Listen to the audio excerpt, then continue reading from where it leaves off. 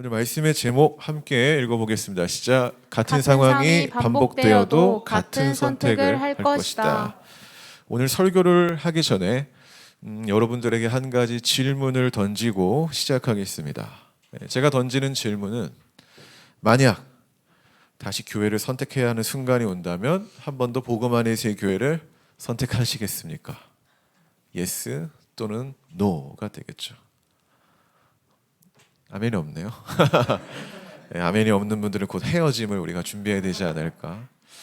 가끔 사모님이 저한테 그런 질문하거든요. 만약 다시 과거로 돌아간다면 뭐 나랑 결혼할 거야. 뭐 이런 유치한 질문을 가끔씩 할 때가 있는데 저는 뭐 고민하죠 당연히. 이러다가 아마도 그러겠지 이러면 사모님이 반문을 해요. 저한테 이제 바로 받아쳐요. 내가 안 만나준다고. 저는 저 스스로한테 질문을 이렇게 하는 스타일이에요. 그리고 이런 질문을 해요. 만약 다시 개척을 해야 하는 순간이 온다면 할 건가 말 건가. 스스로 이렇게 질문을 하고 제가 스스로 이렇게 답했어요. 처음부터 하는 건 이제 다시는 어렵지 않을까. 그리고 점점점. 여러분 같은 일이 반복됐을 때 이전과 같은 선택을 한다는 거는 이게 쉬운 일은 아니에요. 그렇죠? 왜 그런지 아십니까? 인간이 다른 선택도 해보고 다른 인생도 살아보고 싶어하는 그 잔망스러운 마음, 우리는 그걸 후회라고 하죠. 모든 선택은 다 후회가 있다고 하잖아요. 그렇기 때문에 이 같은 거를 선택한다라는 거는, 그러니까 똑같은 상황에서 이전과 같은 선택을 한다라는 거는 뭔가 그만한 가치가 있어야만 그런 선택을 할 수 있는 거예요. 그러니까 후회라는 후폭풍이 오겠지만은 내가 갖는 후회보다 이 선택이 더 가치가 있기 때문에 그 선택을 하는 것 아니겠습니까? 다시 한번 질문합니다. 만약 교회를 선택해야 되는 순간이 온다면 다시 이 복음 안의 세계 여러분 선택하시겠습니까? 오늘 다윗의 이야기를 보면은 이 안에서 제가 발견한 진리가 있어요. 그게 바로 오늘 본문의 제목입니다. 나는 같은 일이 반복되어도 이전과 같은 선택을 할 것이다. 이게 오늘 다윗의 이야기 가운데 나오는 아주 중요한 진리 중에 하나라고 저는 생각합니다. 다윗이 자신의 이 선택으로 인해서 후회를 했는지 안 했는지는 몰라요. 그렇죠?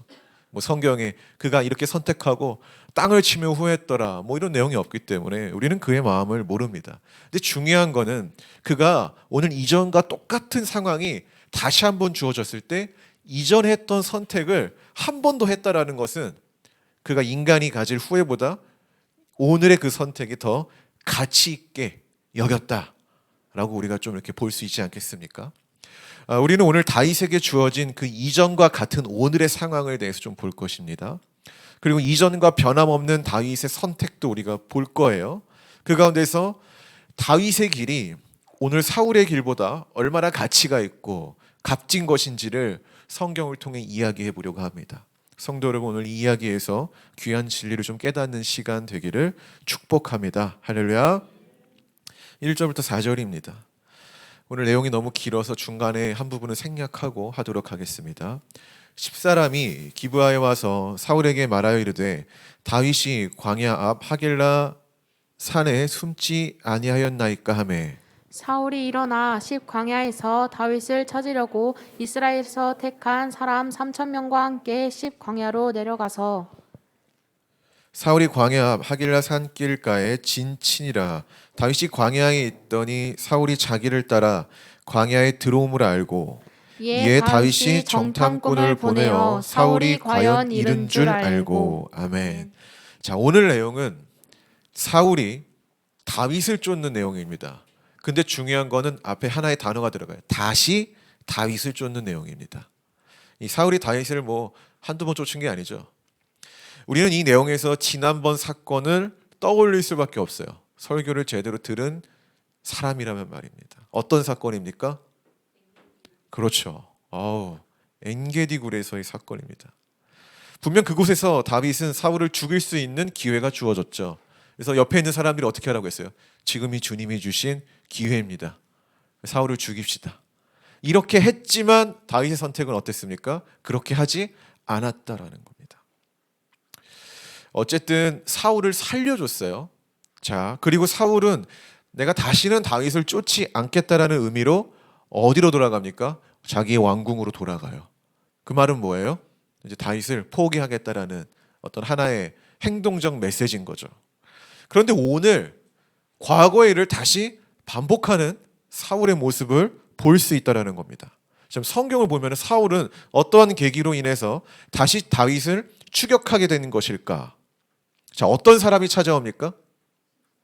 10사람. 좀 이렇게 억양이 이상한데.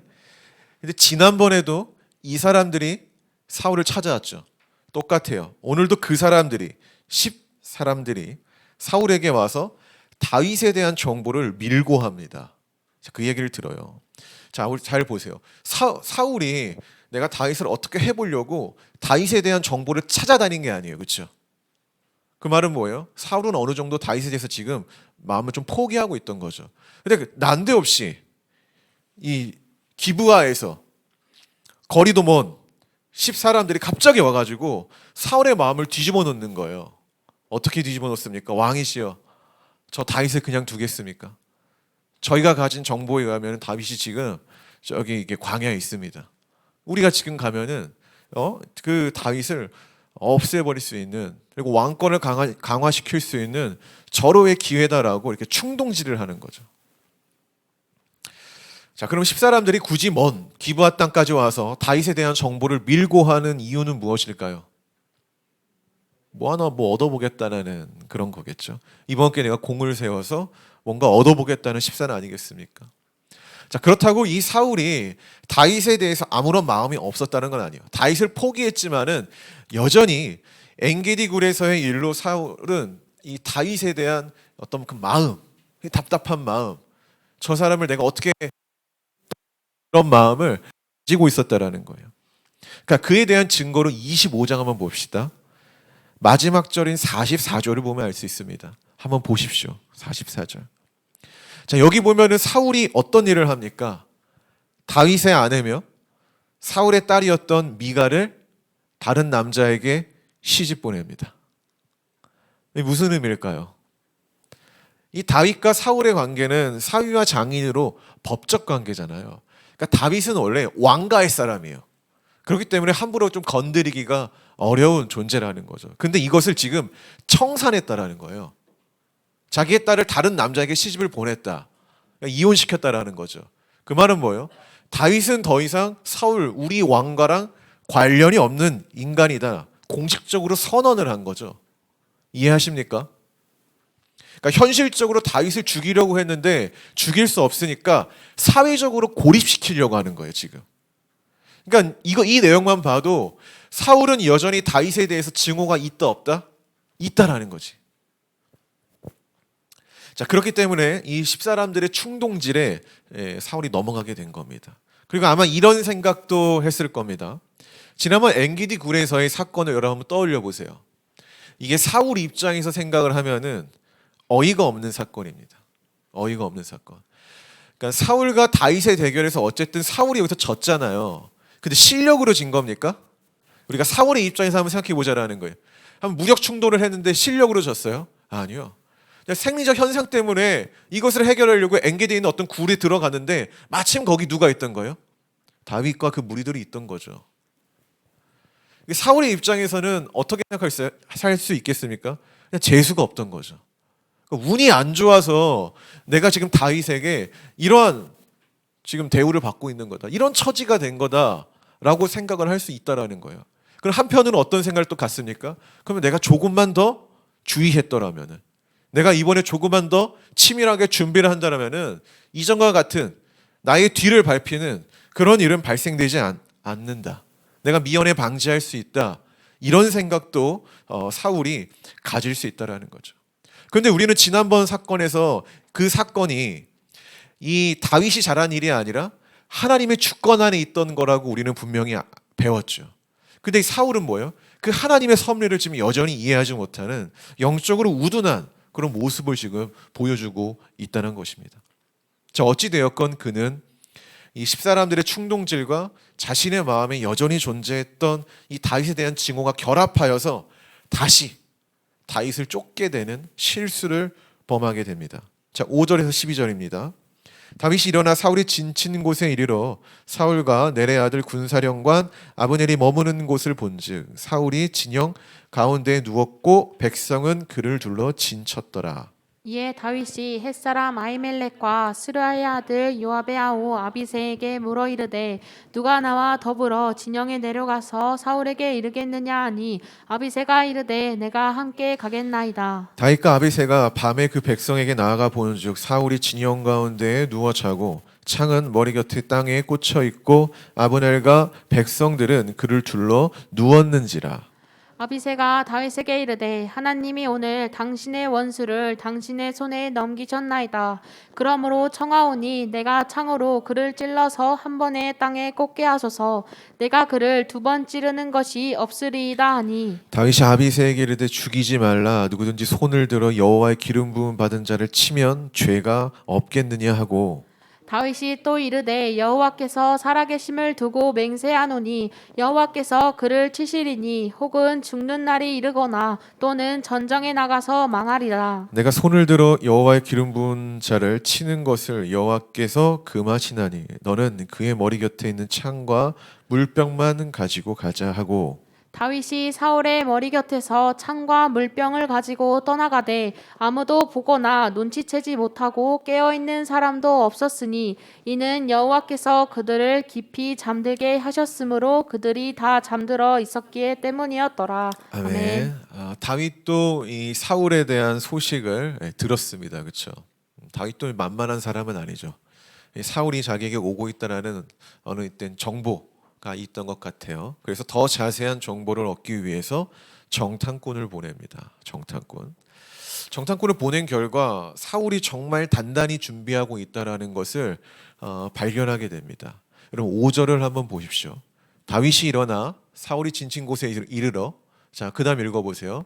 사울과 넬의 아들 군사령관 아브넬이 머무는 곳을 본즉 사울이 진영 가운데 누웠고 백성은 그를 둘러 진쳤더라.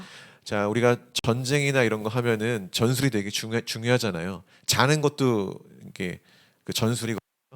보시면은 사울이 가운데 있죠. 그다음에 그 주변에 어떻게 있습니까? 둘러서 3천 명의 이 군대가 에워싸고 있는 거예요. 엔게디 굴에서의 사건은 이 사람들이, 그러니까 이 호위병들이 좀 밖에 있었고 사울 혼자 이 외딴 곳에 있지 않았습니까? 거기에 실수를 만회하려고 하는 어떤 의지인 거죠. 이제 쉴 때도 자기를 동서남북 보호할 수 있는 그 진을 만든 거죠. 엔게디에서는 뒤를 잡혔잖아요. 이제 그 뒤도 없게 막아버리는 거예요. 그러니까 굉장히 지금 경계에 신중하고 주의하고 있다. 그러니까 지난번에 일을 어떻게 보면 실수라고 여기는 거죠. 그래서 더 치밀하게 지금 준비하고 있는 그런 모습을 보이고 있다는 겁니다. 자, 어쨌든 이것을 보고 이 다윗이 이제 요청을 하죠. 어떻게 합니까? 나랑 저곳에 함께 갈 자 누구냐? 라고 했을 때 누가 손듭니까? 아비새가 등장합니다. 아비새가 누군지 아십니까? 아비새가? 네, 아비새. 아비새는 다윗 누나의 아들이죠. 그러니까 동훈이가 나랑 같이 갈 사람이 있는데 하빈이가 저요 이런 거예요. 이 관계가 되는 거예요. 어쨌든 용맹하게 이 둘이 이 사울의 진영에 잠입을 합니다. 잠입을 해요. 근데 이제 이 둘은 놀랍게도 이 3천 명의 호위 부대의 예민한 귀와 눈을 피해 사울의 진에 진입했다라는 거예요.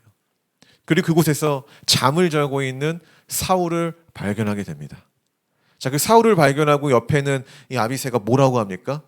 하나님이 주신 기회입니다라고 이야기를 한다라는 거죠. 하나님이 주신 기회라고. 어쨌든 거기 안에 들어가는데 하나님 주신 기회입니다라고 말을 해요. 근데 이 모습이 엔게디 굴에서의 사건과 똑같죠. 거기서도 옆에 있는 사람들이 뭐라고 합니까? 주님 주신 기회입니다라고 해요. 근데 그때 다윗이 어떻게 하죠? 그 기회를 붙잡습니까? 아니요, 거절한다라는 거예요. 근데 여기서도 어떻게 하죠? 똑같이 거절하죠. 그 거절의 이유가 뭡니까? 하나님의 기름 부음 받은 자를 죽이는 거는 뭐다? 죄다라고 해요. 죄. 그러니까 이거는 저 사람이 잘못된 사람인 거는 우리가 다 인정을 하겠는데 그 잘못된 사람을 심판하는 거는 누구의 몫이다라는 거예요? 하나님이다라는 거죠. 하나님이 세운 사람은 하나님이 패해야 된다. 뭔가 그런 사건으로 이야기를 한다라는 거죠. 어쨌든 거기서 사울을 죽일 수 있는 절호의 기회가 있는데 그 기회를 붙잡지 않고 어떤 물건만 갖고 나옵니다. 두 가지의 물건. 그게 뭐죠? 하나는 그 전거 물병. 그 다음에 창을 가져옵니다. 창과 물병. 뭐 물병이나 창이나 순서는 중요하지 않지만. 그럼 한 가지 우리가 더 질문해 볼 만하죠. 그럼 사울을 왜 죽이지 않고 사울의 물건인 이 물병과 창만 가져왔을까? 왜 창과 물병만 가져왔을까? 왜 이것만 가져왔겠습니까? 이 다윗의 행동에는 분명한 의도가 있어요. 그렇죠? 어떤 의도가 있다라는 거예요. 그럼 먼저 우리가 물병을 한번 봅시다. 물은 인간에게 가장 중요한 거죠. 그렇죠? 그렇지 않습니까? 물 없이 살 수 있어요? 없잖아요. 물은 우리의 생명을 유지하는 데 있어서 가장 중요한 요소입니다. 우리가 이스라엘을 가보지 않았지만 이 지역을 우리가 가보지 않았지만은 지금 사울이 진을 치고 있는 광야에서 물이 생명보다 중요하다라는 상식 우리가 모두 잘 알 것 아니겠습니까? 그렇지 않은 기후에서도 중요한데 말이죠. 요즘 우리나라 이 대기업 총수들이 사활을 걸고 뛰어드는 사업이 하나 있어요. 주중에 뉴스 보셨습니까? 우리나라에 지금 누가 봤죠? 빈살만 사우디. 알고 계시죠? 또 이거 모르면은 진짜 여러분 사회에 관심을 가져야 돼요. 롯데호텔인가요? 그 400개를 다 예약해서 왔대잖아요. 돈이 너무 많아가지고. 왜 왔습니까? 이 사우디가 하고 있는 이 사업 중에 네옴시티라고 있어요. 네옴시티. 이 네옴시티가 뭔지 아세요? 친환경 도시를 만들겠다라는 거예요. 이게 네옴시티가 세 가지가 있는데 그 중에서 한 668조를 투입해가지고 만들고 싶은 도시가 있어요. 그 도시 이름은 프로젝트 더 라인. 이게 뭐냐면 폭 200m에 양쪽에다가 그 유리벽 500m 높이의 유리벽을 세우는 거예요. 그 롯데타워 정도의 그 유리벽을 그리고 일직선으로 170km를 딱 하는 거죠. 그 안에 도시를 만드는 거예요. 근데 이게 유리벽을 이게 왜 세우는지 아세요? 모래바람 때문에. 그 제가 정확히 도시가 기억 안 나는데 두바이인가 아니면 그 두바이 옆에 아부다비인가 거기서 이제 친환경 도시를 만들겠다고 막 투자해서 태양광 패널 다 해가지고 만들었는데 문제는 작동을 안 해. 모래가 쌓여가지고. 그래서 이제 그런 어떠한 학습이 있었기 때문에 그 모래바람으로부터 이 도시를 그러니까 사람들을 좀 보호하기 위해서 그 만드는 거예요. 그게 한 700조가 든대요. 뭐 계속 금액이 바뀌어요. 뭐 600 몇 조였다, 뭐 700조였다. 지금 우리나라 대기업 이 총수들이 그 수주를 따내려고 이 그 왕세자 빈살만이 있는 그 호텔에 다 가가지고 이렇게 얘기했대잖아요. 네. 그 사람이 만수르보다 10배 자산이 있고 2천 몇 조가 있대요. 이재용이 10 몇 조잖아요. 총수들이 다 모여도 용돈 수준도 안 되는 그런 사람한테. 그래서 빈살만 이랬대잖아요. 너희들 우리나라 와서 무슨 사업하고 싶니? 이렇게 했다고 해요. 아무튼 그 지역에서 그 위치가 여러분 홍해 아시죠? 우리가 출애굽에서 홍해를 이렇게 배웠을 때 이렇게 약간 Y자잖아요. 이 Y자에서 이쪽에 홍해 바로 옆에 일직선 이렇게 만드는 거예요. 이거 왜 얘기하냐면은 지금 사울이 있는 곳에서 조금만 밑으로 내려가면 거기에 마련하는 거거든요. 만약 우리가 기회가 되면 이 도시 한번 가보는 것도 되게 좋을 것 같습니다.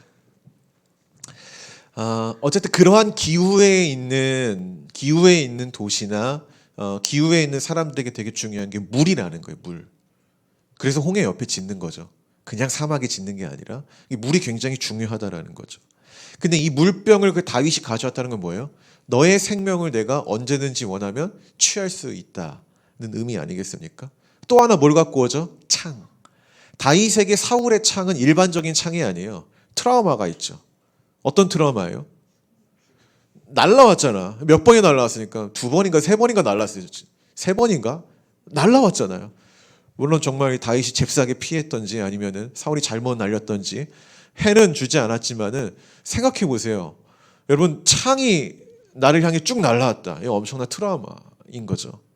근데 어쨌든 이 사울의 창은 누구를 죽이기 위한 용도였다는 거 성경에서 다윗을 죽이기 위한 용도였다라는 거죠. 근데 그것을 다윗이 지금 스트레 갔다라는 건 뭡니까? 너는 나를 죽일 수 없다라는 이런 메시지를 지금 전하고 있는 거예요. 또 하나 있어요. 이 다윗이 아니라 사울 주변에 몇 명의 호위 부대가 있었다고요? 3,000명. 그 정예라고 했죠. 정예라는 건 뭐예요? 전력인 거죠. 사울의 전력, 사울의 최선, 사울의 열심이라는 거죠. 근데 뭐라는 거예요? 이걸 뚫고 왔다라는 건 뭐예요? 너의 최선, 너의 열심은 하나님과 함께하는 나에게는 아무 의미 없다라는 메시지를 또 던지는 거예요. 너가 아무리 열심히 해도, 너가 아무리 최선을 다해도 너는 나에게 어떠한 해를 줄 수 없다. 이러한 암묵적인 메시지를 지금 전달하고 있는 거죠. 상황이 역전된 거예요. 분명 사울이 다윗을 쫓으려고 왔는데 지금 쫓기는 자는 누가 된 거예요? 사울이 된 거예요. 반대로. 근데 중요한 거는 이 역전의 하나님을 지금 다윗이 높이고 있다는 거죠. 12절을 봅시다.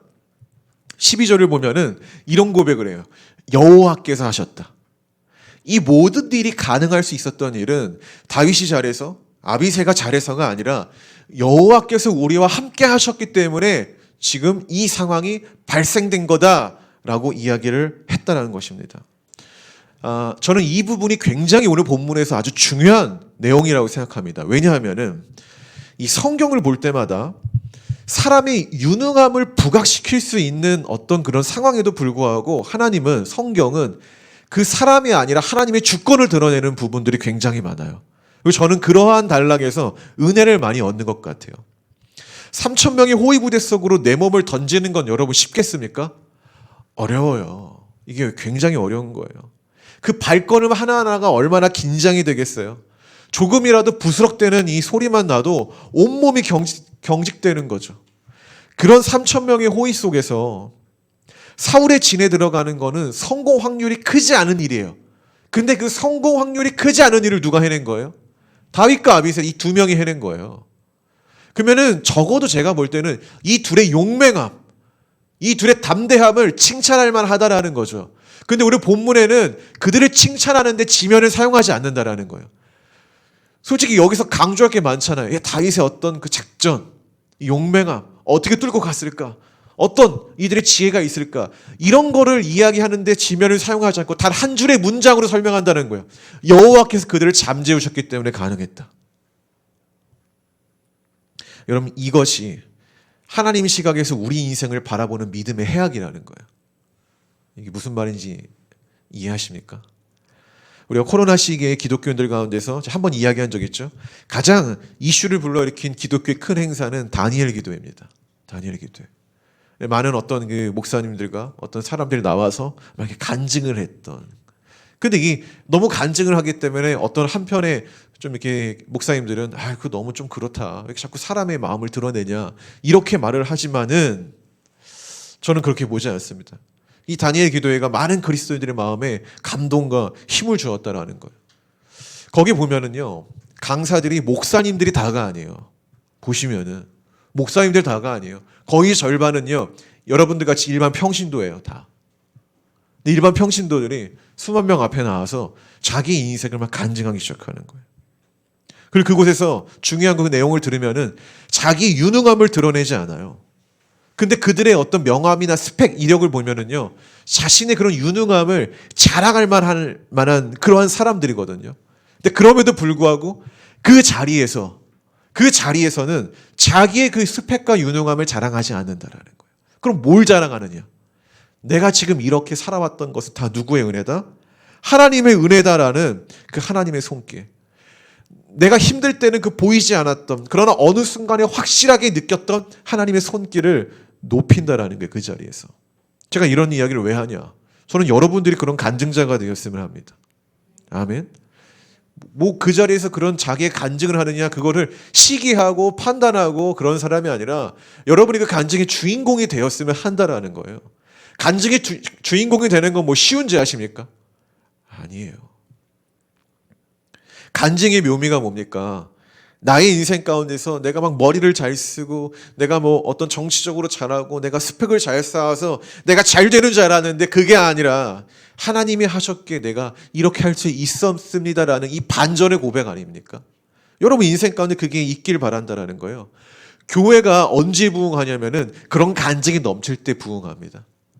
그런 간증의 퍼레이드가 있을 때 교회가 부흥하기 시작하는 거예요. 살아있기 시작하는 거예요. 근데 우리가 어떤 그리스도인을 봤을 때 이 그리스도인이 살아있는지 살아있지 않은지를 우리가 볼 때 가장 중요한 요소가 간증이에요. 오늘의 삶에 간증이 있는가? 오늘의 삶에서 하나님 입장에서 나의 인생을 해석하는 그 믿음의 해악이 있는가 없는가라는 거죠. 우리가 어떤 이 그리스도인과 대화를 할 때 이 사람이 정말 뜨거운가 안 뜨거운가를 바라볼 때 초점이 그거 아니겠어요? 이 사람의 언어에 여호와가 있는가 없는가. 이 사람이 지금 어떤 일을 하고 있는가가 중요한 게 아니라 그 일 가운데서 여호와를 고백하고 있는가 없는가 아니겠습니까? 이 간증이 많을 때 교회가 부흥을 하고 성도가 성장을 하는 거예요. 근데 중요한 거는 간증에는 반드시 뭐가 있다? 고난이 있다라는 거예요. 제가 고난이 없는 간증을 들어본 적이 없습니다. 그렇지 않아요? 고난이라는 이 레퍼토리가 없는 간증을 들어본 적이 없어요. 하나님은 고난 가운데 가장 큰 역사를 보이시는 분이기 때문인 거죠. 이상하죠? 아마도 극적인 대비 때문에 그러는 거예요. 사실 하나님은 늘 동일하시죠. 여전하시죠. 여전히 우리와 늘 함께 하시는데 둔한 인간이 극적인 상황에서 나타나는 그 하나님을 더 크게 여기는 거죠. 더 크게 여기는 거죠. 그래서 어려움이 많았던 사람들이 하나님의 역사를 민감하게 경험하는 거예요. 여러분 어려움이 있어야 된다는 거예요. 할렐루야. 요셉의 고백을 보면서 우리가 야 역시 하나님이구나. 역시 하나님은 이 반전의 하나님을 우리가 찬양하지만은 요셉이 겪은 이 가족의 배신 원하십니까? 이 노예로서의 팔려가 여러분은 자유가 없어요. 주권이 없어요. 원하십니까? 누명으로 감옥에 갇히는 이 고난은 우리가 원하진 않거든요, 사실. 그러나 노크로스 노크라운. 고난이 없이 영광도 없다라는 거예요. 그 고난을 우리가 이겨내는 자에게 그 고난에 걸맞는 영광이 있다라는 거예요, 여러분. 고난 속으로 뛰쳐나갈 그 용기를 우리가 하나님 앞에 구해야 되는 거지. 우리가 이 고난이 피해가게 해주세요. 그렇게 기도하는 것이 아니라는 것입니다. 여러분 오늘 이 3,000명의 호위 부대 속에 있는 이 사울의 진을 향해 담대하게 뛰어간 이 다윗과 아비새의 모습 칭찬할 만해요. 그렇죠? 그러나 우리가 더 배워야 될 때 영적인 진리는 뭐예요? 그 모든 과정을 누가 하셨다? 여호와께서 하셨다. 이 고백, 이 믿음의 해약 이것이 우리에게 있기를 소망합니다. 할렐루야. 13절에서 20절 건너뛰고요. 21절에서 25절 보겠습니다. 사울이 이르되 내가 범죄하였도다. 내 아들 다윗아 돌아오라. 내가 오늘 내 생명을 귀하게 여겼은즉 내가 다시는 너를 해하려 하지 아니하리라. 내가 어리석은 일을 하였으니 대단히 잘못되었도다 하는지라. 다윗이 대답하여 이르되 왕은 창을 보소서 한 소년을 보내어 가져가게 하소서. 여호와께서 사람에게 그의 공의와 신실을 따라 갚으시리니 이는 여호와께서 오늘 왕을 내 손에 넘기셨으되 나는 손을 들어 여호와의 기름 부음 받은 자 치기를 원하지 아니하였음이니이다.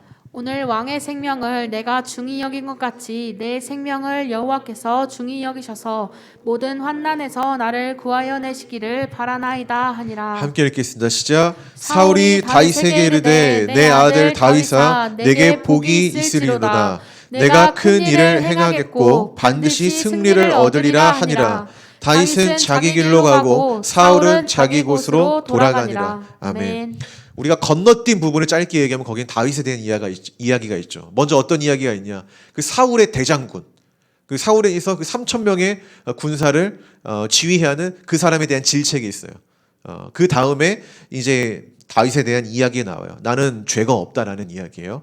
자, 그 이야기를 들은 사울이 어떻게 말을 하냐면은 자기가 범죄했다라는 고백을 한다라는 거예요. 다윗의 이야기를 듣고 뭔가 찔렸나 봐요. 그래서 내가 범죄했다. 내가 어리석었다. 나의 짓을 내가 후회한다라고 말을 해요. 자, 그 이야기를 듣고 다윗은 이 사울에게 무엇을 돌려줍니까? 창. 자기의 트라우마였던 그 창, 자기를 해하려고 했던 그 창을 돌려줘요. 좀 이해하기 어렵죠. 근데 뭐 어떻게 보면은 그만큼 자신감이 있다라는 얘기일 수도 있고 더 이상 이 창으로 나를 죽일 수 없다라는 어떠한 또 마음이 있지 않겠습니까? 그 모습을 본 사울은 엔게디 굴에서처럼 다윗을 다시 한번 축복합니다. 축복을 해요. 자, 그리고 서로 각자의 길로 돌아갑니다. 여기까지의 패턴이 엔게디 굴의 사건과 똑같습니다. 근데 저는 이 부분이 가장 아쉬웠어요.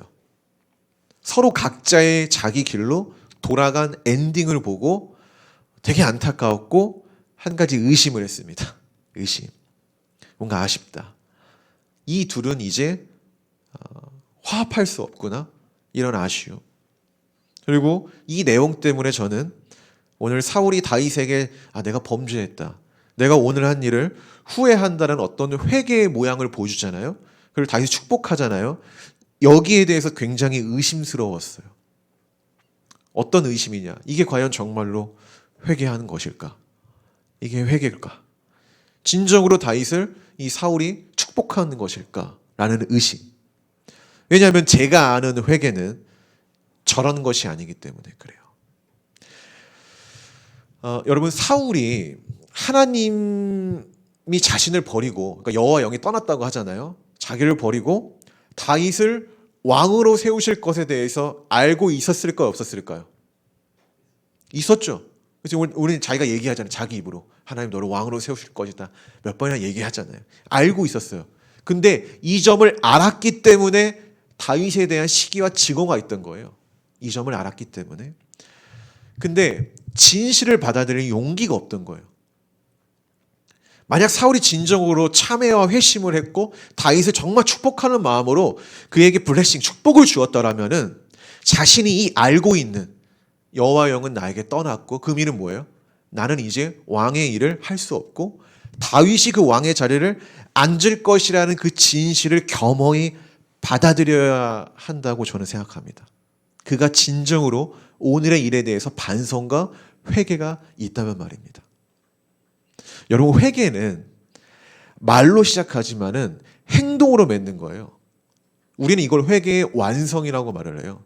여러분, 여기서 회개를 하나님 앞에 고백하는 건 그냥 회개 이제 시작인 거죠. 진입을 한 거지. 그 회개가 끝난 게 아닙니다. 근데 우리는 착각을 하죠. 여기서 고백을 하는 게 나의 회개의 완성을 끝내버리는 것처럼 우리가 착각을 한다는 거예요. 그런데 성경은 열매를 통해 안다고 하거든요. 그 말은 뭐죠? 행동이라는 것으로 이 회개를 우리가 마침표를 찍어야 된다는 거예요. 마침표를. 그게 회개의 완성입니다. 근데 오늘 본문을 보면은 사울은 여전히 왕의 자리에 앉아 있어요. 다윗 너가 왕이 될 거야 라고 하나님의 이 축복, 이 하나님의 진실을 알고 있지만은 여전히 왕의 자리에 앉아 있고요. 나중에 보게 되겠지만은 결국 전장에서 비참한 죽음을 맞이합니다. 우리가 이제 과거 엔게디에서의 사울, 그리고 오늘의 이 사울의 모습이 굉장히 동일해요. 그 사울의 모습을 보면서 제가 한 가지 문장이 떠올랐습니다. 이런 문장이에요. 진실에는 용기가 필요하지만 거짓에는 연기가 필요하다. 어느 목사님의 페이스북에서 제가 본 글귀입니다. 그 내용을 보고 굉장히 은혜가 됐어요. 엔게디 광야의 어느 굴에서 사울이 다윗에게 목소리 부착인 것을 알고 목 놓아 울죠. 과거의 일에서. 그러면서 자기보다 다윗 너가 의롭다. 너가 더 자격이 있다. 너가 더 그 하나님의 그 이름 부은 왕으로서 그 자리에 앉아야 된다. 말을 합니다. 이 내용을 보면은, 이 내용만 보면 사울이 이 진실 앞에, 하나님의 그 진실 앞에 용기를 낸 것처럼 보여. 그러나 그는 순간의 상황을 모면하기 위해 연기한 거죠. 사울은 늘 거짓을 위해 연기하는 배우 같은 인생을 살았다라는 거예요. 다윗이 왕이 될 것이라는 그 진실 앞에 용기를 내지 못해요. 그래서 허울뿐인 왕의 자리를 유지하기 위해 연기했다라는 거예요. 오늘 메시지가 주는 중요한 의미가 있습니다. 그건 우리 본문의 주제죠. 같은 일이 반복되어도 같은 선택을 했다라는 거예요. 다윗뿐만 아니라 누구도요? 사울도. 다윗은 사울을 죽일 수 있는 기회가 2번이나 주어졌지만 2번이나 포기하는 이상한 행동을 하죠. 사울 또한 자신의 과오를 돌이킬 수 있는 기회가 2번이나 주어졌지만 2번이나 포기하는 이상한 행동을 보였다는 거예요. 2번이나. 우리는 같은 선택을 반복하여 이상한 행동을 보여준 먼저 다윗에 한번 주목해 봅시다. 다윗이 이전과 같은 상황에서 이전과 같은 행동을 반복했다라는 건 아까 우리가 서론에서 말했던 것처럼 전혀 후회가 없다라는 의미인과 동시에 후회가 있더라도 후회보다 자기의 선택이 더 가치 있다라고 여겼기 때문에 가능한 것입니다. 그리고 성경은 그의 행동을 의롭다고 평가해요. 그렇다면 그가 이 같은 행동을 반복하는 이상한 이 의로운 선택을 할 수 있었던 이유는 무엇일까? 우리는 보통 기회가 왔을 때 기회를 붙잡는 게 우리의 상식이잖아요. 근데 남들이 다 기회라고 할 때 그는 그것이 결코 기회가 아니다라고 주장하면서 그 기회를 박차고 떠났을까? 도대체 그런 행동을 어떻게 할 수 있었을까?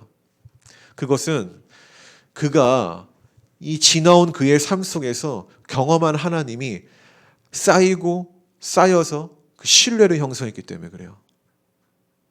여러분, 영성은요, 쌓이고 쌓는 거예요. 차곡차곡. 이게 신앙이에요. 여러분, 뭐 오늘 한 번의 기도로 여러분의 인생이 바뀌고 여러분의 선택이 바뀐다고 믿진 않죠.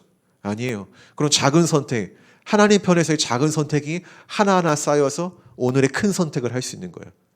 그럼 다윗이 한 오늘의 큰 선택은 뭐예요? 버림이죠.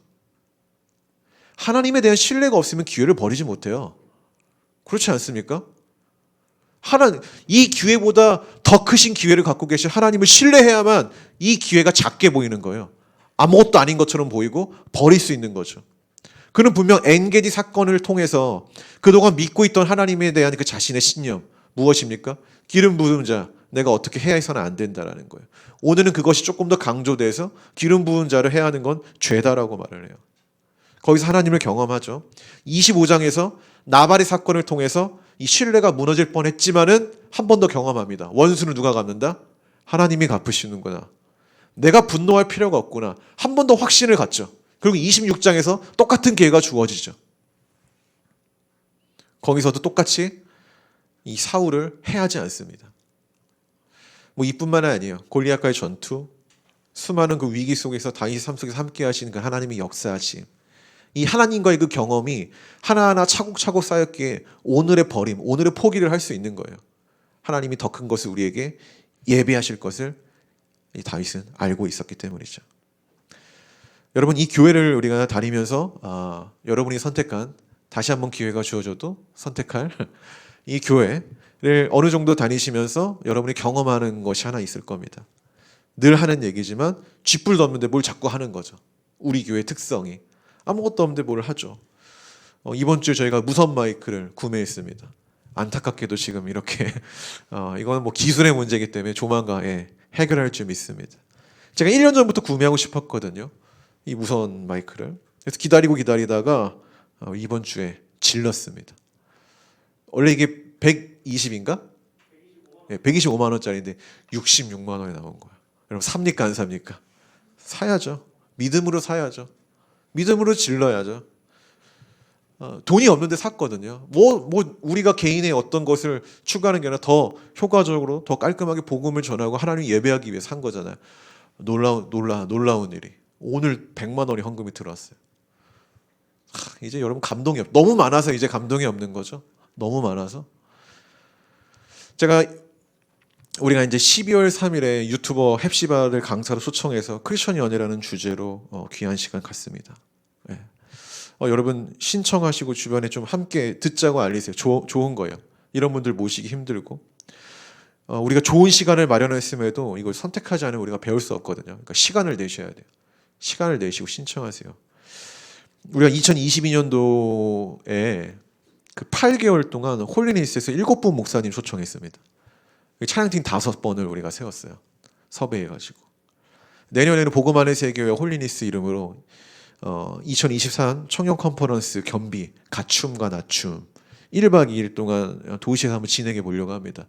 제가 예산 생각해 봤는데 한 1,500 될 것 같아요. 1,000에서 1,500. 뭐 이렇게 뭐 쥐뿔도 없는 교회가 이렇게 돌이켜 보면 우리가 한 게 되게 많아요. 그리고 앞으로 할 것도 많고 또한 주체하지 못할 정도의 재정을 이렇게 쓰고 까부는 거죠. 되게 까불고 있죠. 근데 이렇게 하는 근거가 있는 거예요. 근거가 하나님이 이 교회에 역사하시는 일들이 이게 차곡차곡 쌓여 우리에게 신뢰를 주었기 때문이에요. 신뢰를. 할렐루야. 주님 나라를 위해 하고자 할 때 주님이 채우시고 일하신다라는 이 신뢰. 우리는 그 신뢰의 확신을 가지고 버릴 건 버리고 선택할 건 선택하는 거죠. 아직 1년이 지난 건 아니나 하나님은 1년 동안 이 교회의 사역에 끊임없이 부으셨고 오늘도 부으셨습니다. 내일도 부으실 겁니다. 이 신뢰를 바탕으로 우리는 이전과 같은 의로운 선택을 하는 거예요. 포기할 건 포기하고 하나님 믿으면서, 그리고 우리가 앞으로 나아갈 거는 앞으로 나아가고, 없다고 안 하는 게 아니라 있을 것을 믿으면서 우리가 이제 나아가는 거죠. 우리에겐 누가 있다? 여호와께서 계시니까. 그것이 교회가 갖고 있는 진정한 힘, 그리스도인들이 살아갈 수 있는 정체성의 힘 아니겠습니까? 여호와께서 계신다. 주님의 은혜를 전하고 복음을 전하는 일에는 주님이 반드시 그 사람과 함께할 것이다라는 이 확고한 믿음, 확신 여러분에게 있으십니까? 없다라면은 그 확신이 생길 때까지 하나님과의 신뢰관계가 차곡차곡 쌓이는 수많은 사건들이 여러분 삶 가운데 있기를 축복합니다. 하나님을 경험하지 못한 사람들은 이런 것을 이해하지 못합니다. 오늘 다윗의 선택 이해하지 못해요. 아빗을 이해하지 못해요. 다윗의 주변에 함께 있었던 그 수많은 사람들 이해하지 못해요. 누구만 압니까? 다윗만 아는 거예요. 지난번 엔게디 광야에서 다윗 선택을 미련하다고 하지 지혜롭다고 하지 않아요. 근데 아까 우리 기도 가운데 제가 좀 은혜를 받았던 우둔한 사랑이라고 했나요? 우둔함.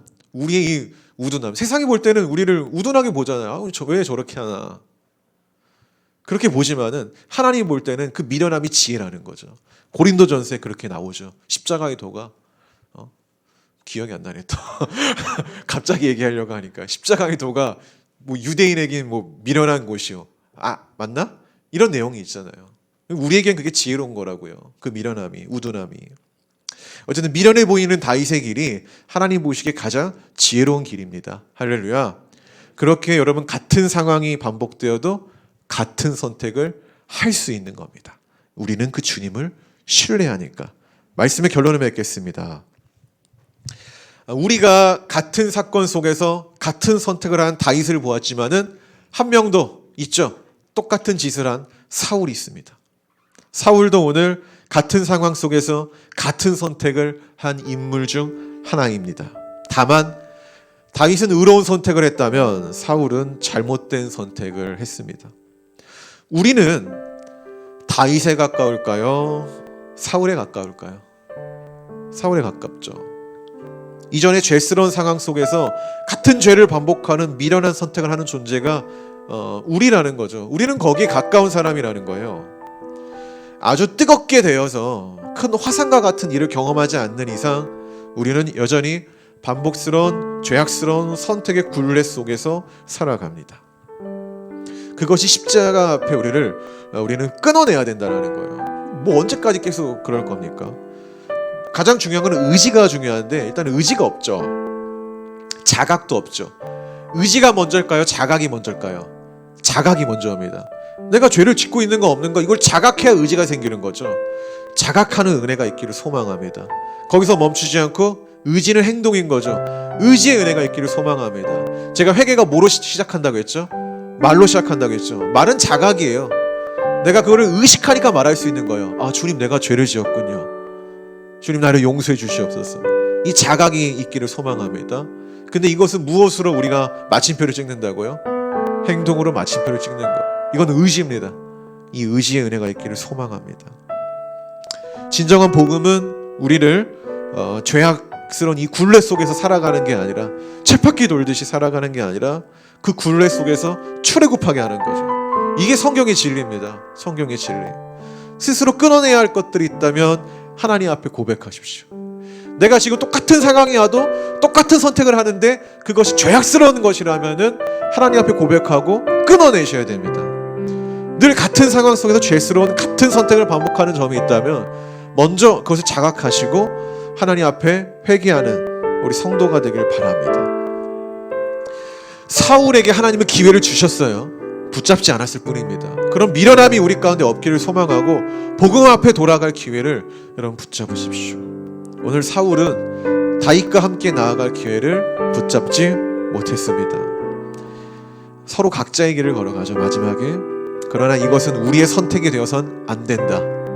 복음의 진실 앞에 용기를 내셔야 하고 진리 앞에 용기를 내는 자에게 자유가 주어집니다. 성도 여러분, 그 복음의 자유를 누리십시오. 우리에게 늘 그 기회가 있습니다. 주님은 우리에게 늘 손을 뻗고 계십니다. 그를 손을 잡는 주님을 선택하는 우리 복음 안의 새 교회가 되기를 주의 이름으로 축원합니다. 기도합시다.